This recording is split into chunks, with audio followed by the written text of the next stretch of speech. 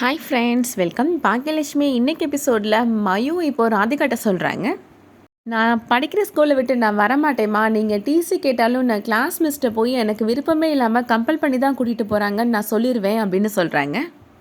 ராதிகாவுக்கு கோபம் வந்து இப்போ மயு கணத்துலேயே அரைஞ்சிடுறாங்க. ராதிகா அம்மா இப்போ கோபப்படுறாங்க. இப்போ எதுக்கு குழந்தைய போட்டு அடிச்சிட்ருக்குற அப்படின்னு கேட்குறாங்க. எல்லாம் நீங்கள் கொடுக்குற செல்லம் தாம்மா காரணம் அப்படின்னு ராதிகா சொல்கிறாங்க. ராதிகா அம்மாவுக்கு இப்போ கோபம் வந்துடுது. ராதிகாவை ஓங்கி அரைஞ்சிடுறாங்க. நீ வர வர ரொம்ப ஓவராக பண்ணிகிட்ருக்குற, நீ இழுத்த இழுப்புக்கெல்லாம் குழந்தை வருவாளா அப்படின்னு கேட்குறாங்க. உன்னோட முடிவை மாற்றிக்க பாரு அப்படின்னு சொல்கிறாங்க. கோபி ராதிகா வீட்டுக்கு வராரு. ராதிகாட்ட சொல்கிறாரு, என்னால் உன்னையும் மயுவையும் விட்டு இருக்கவே முடியாது அப்படின்னு சொல்கிறாரு.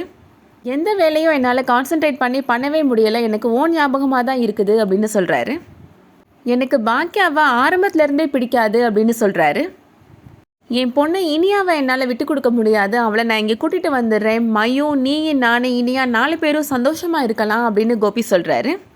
ராதிகா சொல்கிறாங்க, என்னோட முடிவில் நான் உறுதியாக இருக்கிறேன், என்னோட முடிவை என்னால் மாற்றிக்க முடியாது அப்படின்னு சொல்லிடுறாங்க. ராஜேஷ் கோபியை பார்த்து பேசுகிறாரு. நீ உன்னோட குடும்பத்தை விட்டு பிரிஞ்சு வரப்போகிறேன்னு சொல்கிறான், ஆனால் உங்கள் குடும்பத்தில் அந்த மாதிரி எந்த ரியாக்ஷனுமே இல்லையே அப்படின்னு சொல்கிறாரு.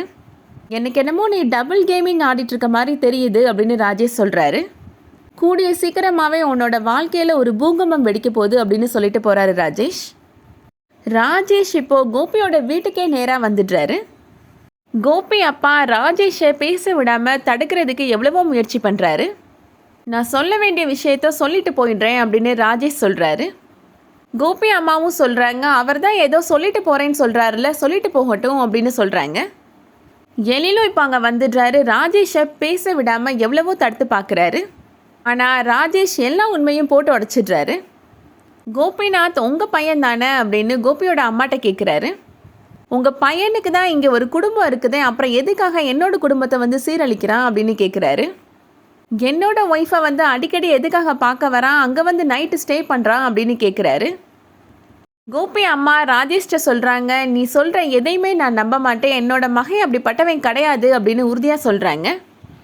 ராஜேஷ் சொல்கிறாரு, உங்கள் மகனை பற்றி இவங்க 2 பேருக்குமே தெரியுமே, அவங்கக்கிட்ட கேட்டு தெரிஞ்சுக்கோங்க அப்படின்னு எழிலை பற்றியும் கோபியோட அப்பா பற்றியும் சொல்லிட்டு போகிறாரு.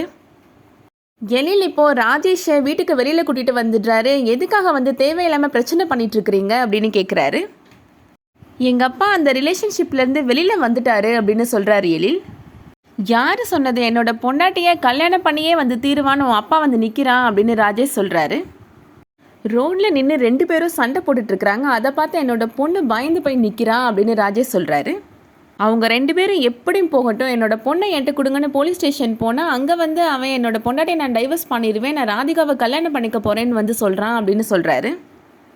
உன் அம்மாவை டைவர்ஸ் பண்ணிவிட்டு என்னோட ஒய்ஃபை அவன் கல்யாணம் பண்ணிக்க போகிறானா அப்படின்னு ராஜேஷ் சொல்கிறாரு. ராதிகா கோபி 2 பேருமே சண்டை போட்டுட்டு இருந்த வீடியோவையும் போட்டு காமிக்கிறாரு ராஜேஷ். இன்னொரு தடவை உன்னோட அப்பாவை என் வீட்டு பக்கத்தில் பார்த்தேன், நடக்கிறதே வேறு அப்படின்னு சொல்லிட்டு போகிறாரு ராஜேஷ். எழில் ராஜேஷ் சொன்னதை கேட்டு ரொம்ப அதிர்ச்சியாகி நிற்கிறாரு. அதோட இந்த எபிசோட் முடியுது. இந்த வீடியோ உங்களுக்கு பிடிச்சிருந்துச்சுன்னா லைக் பண்ணிக்கோங்க. சீரியல் அப்டேட்ஸ்க்கு நம்ம சேனலை சப்ஸ்கிரைப் பண்ணிக்கோங்க. தேங்க்ஸ் ஃபார் வாட்சிங்.